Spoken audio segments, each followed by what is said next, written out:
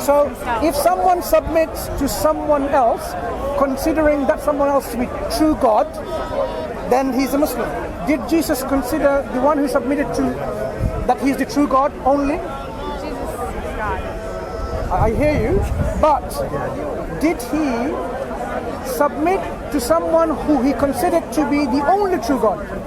Well, he considers himself. So he is the. Okay, let me help you with the scripture.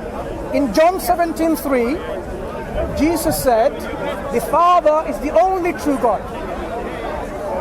And he submitted to the Father always, right? Yes, but he is also God. Him and the Father are one. But let's talk about John 73 first, and then we can deal with oneness of the Father and the Son. Because the disciples are one too, but it doesn't make them God, does it? There is a different kind of one. But Jesus said, just like I and the Father are one. So this oneness that he's talking to these disciples, just like I and the Father are one, you, my disciples, will be one with us. So the oneness is exactly the same according to Christ. Us. One with us in the New Testament. I can show you the reference. So when 17. Jesus submits to his Father and says, not according to my will, but according to your will, so he is a true submitter and surrenderer to the Father, who he said in John 17:3, you are the only true God. So now we realize Jesus submits to his one true God. So he's a Muslim still. But he was not a follower of Islam. Moses was not a follower of Muhammad in that sense, but he was a Muslim during his time. Okay. Every prophet and messenger were Muslims. Has to be, because you have to submit yourself to God, to the one and only God. Which God? Okay, the God of Abraham, Moses, Jacob, Solomon, Noah, the God of all the prophets. Did Jesus submit to a different God instead of the God of Abraham, instead of the God of Moses? Or did he submit his will to the God of all the prophets? He did submit to the God of all the prophets. God is the God of all the prophets. So when Jesus bowed down and put his head on the ground and he was praying to God, who was he praying to? Not the God of the Egyptians. He was praying to the God of Abraham, to the God of Moses, the God of Adam, the God of all the prophets in the past, to his God. There are notes coming out, yeah? Do you think God prays to God? God doesn't pray to anyone. Well, actually, in Hebrews it said that Jesus is in heaven at the right hand of God interceding for us, which means that he is praying to God about us, concerning us. Does God pray to someone else? God praying to God. Do you know what God praying means? A prayer of mine would be, I pray to someone because I am not the one able to answer my prayer. Imagine I say, oh God, remove this suffering from me. What it means is I am unable to remove the suffering, something that is before the Lord. So when I pray, oh God, help me, because I'm helpless. I know I cannot help myself. That's why I pray. If Jesus prays to anyone, it shows his helplessness and his need and his deficiency. It's a very narrow definition of prayer, because there's prayer can be adoration, it can be expressing worship of God. It's not necessarily needing and therefore acknowledging a deficiency that I can't fulfill. I appreciate that's part of it, but adoration and worship is surely part of it. You're right, as well. you're absolutely right. Prayer encompasses a lot of things, Yeah. but I specifically highlighted those areas where Jesus showed his helplessness. He went in the Garden of Gethsemane, and he left the disciples, say, you wait here while I go and pray. And what did he pray? He says, let this cup be away from me, not according to my will, but according to your will. So he submitted his will To the Father. to his God.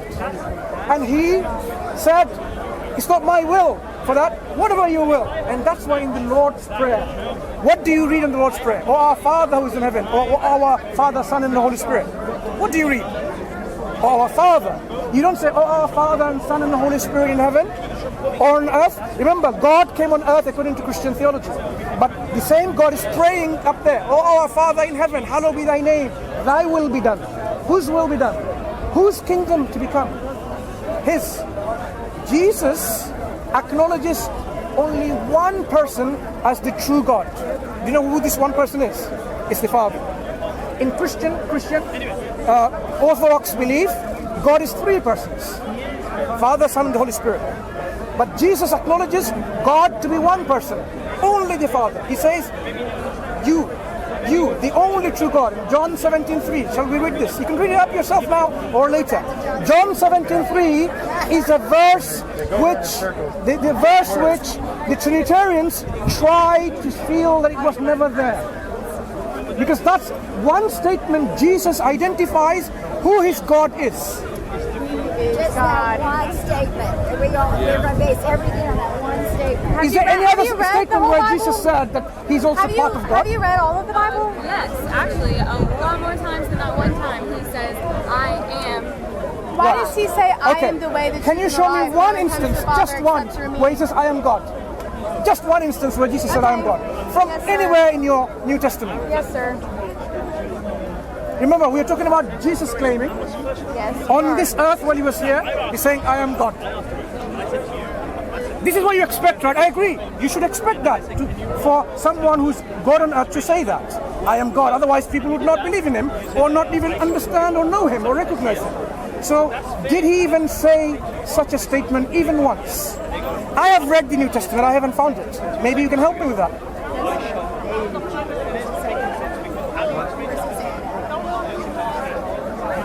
Statement in John 8:58. Can you read it? Before Abraham was, Jesus said to him, truly, truly, I say to you, before Abraham was, I am. But that's not what the lady was saying here. The lady was saying, Jesus says, I am God. I am is God. Please, one second. When you make a statement, someone says, I am God, there are three words in that statement. I am God. Okay, and what was the name of God? God was speaking to Moses in the Old Testament. And God's he said, name. Would I tell the people that my God's name is? What is your name? And he said, I am. No, I beg to differ. Moses, upon him be peace, was not speaking English. He was speaking Hebrew. In the Hebrew he says, Yahya, Yasher, Yahya. I am who I am. If you look at the New Testament, the name Yahweh is not found even once in the entirety of the New Testament. The name Abraham, or Abrahamov, or Abraham is found in the Old Testament, and then in the verse you quoted. Before Abraham, I am, yes? Prin, Abraham, Geneste, or Genomai, Ego, Amy. That's the Greek. Did you hear the word Yahweh? No. Yahya, Yahya, not. But you heard the word Abraham. The name, personal name, is retained even when you cross culture and boundary to a different culture, a different language. If my name is Mansur, in English, still Mansur. In Chinese, still Mansur.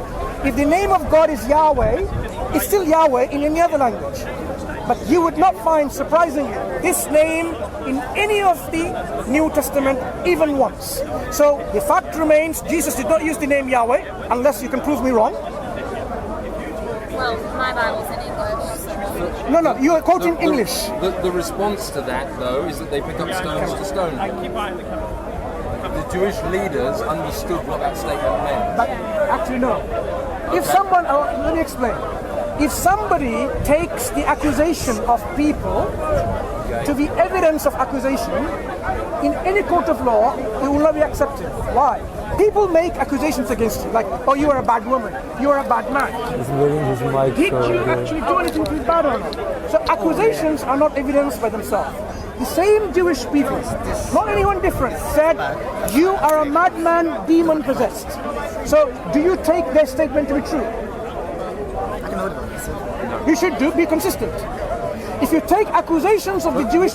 What were they reacting to? They weren't... Sorry. If you take accusations of the Pharisees and the Sadducees to be true, you need to be consistent in your approach. They were accusing Jesus to be demon-possessed, a madman.